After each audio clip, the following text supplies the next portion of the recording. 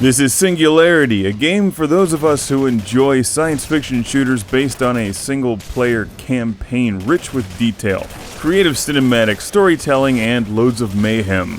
The quickest way to describe this game is Bioshock meets the new Wolfenstein. And since this is from Raven Software and Activision, who gave us the new Wolfenstein, that should not be too surprising. So, in short, if you like Bioshock and Wolfenstein, you'll probably like this, because it's not your standard military shooter.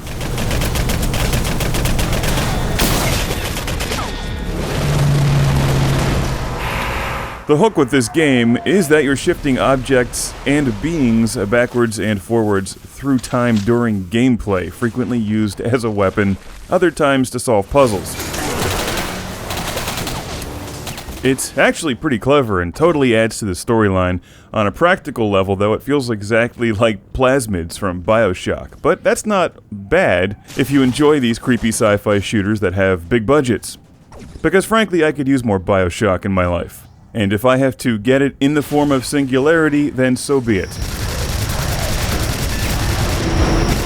Spartan team, maintain present speed and heading.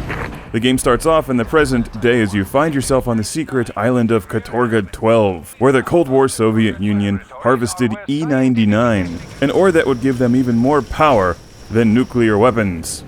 But wait, isn't that dangerous? Apparently, as all of the citizens on Katorga-12 have been either killed or horribly mutated, and the story is told through flashbacks, tape recordings, and notes. Nothing we haven't seen before, but it's actually done quite well. So rather than terrorizing the deteriorating Rapture, in this game you'll be blowing apart the already decimated Katorga-12.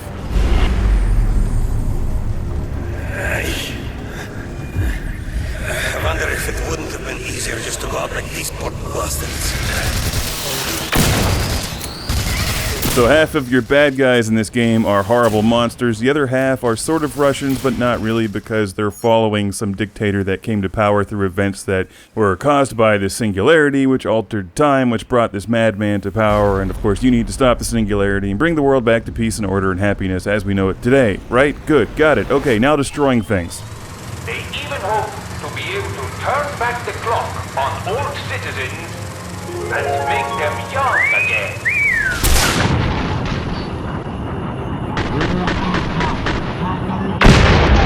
Anybody else remember the movie Runaway with Tom Selleck? Glad to see it hasn't been forgotten.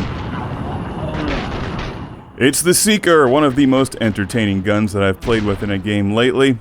I feel like I could take half of my narration from the Wolfenstein review and lay it right over this one, because I feel pretty much the same way. The shooter genre is saturated, it's hard to really break out anymore.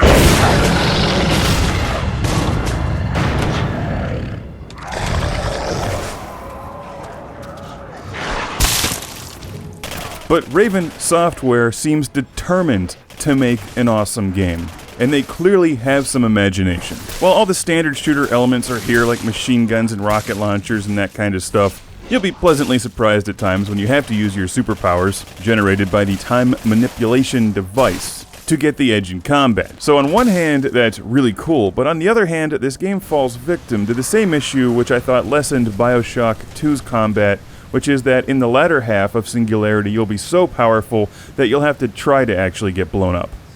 Surprise, surprise, you upgrade your weapons and time manipulation device through the game. Perhaps we can wait out this catastrophe.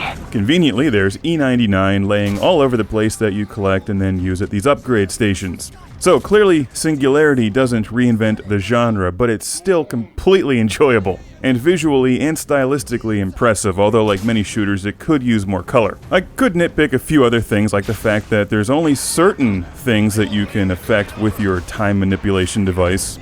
I mean, shouldn't you really be able to affect everything with your... Anyway. I felt the overall sound design was excellent, especially the water effects and the creepy dripping noises all around you, but the guns could have used a lot more weight. All the weapons sounded very thin, especially the minigun. I like to feel the room shake when I blow things away. Basically, every game should sound like Black.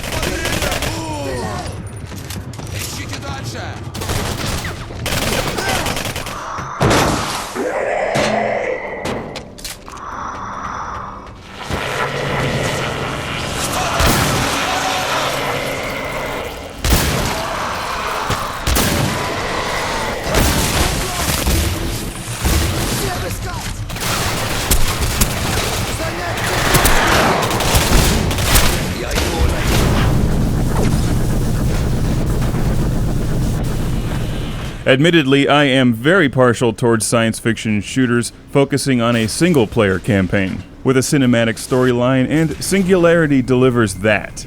It does it well. The game may not be quite as memorable as some of the greats like Bioshock, Red Faction, or Time Splitters, but it's good, and it does have multiplayer. But like most games, the lobbies aren't overflowing with players like Call of Duty or Halo. Yet, I like single player. I can't complain because I had fun. The game is well made enough, and there's enough things hiding in the corners that you could easily play it a few times, or get some friends together and try multiplayer. We've been watching the PlayStation 3 version. This is also on Xbox 360 and PC.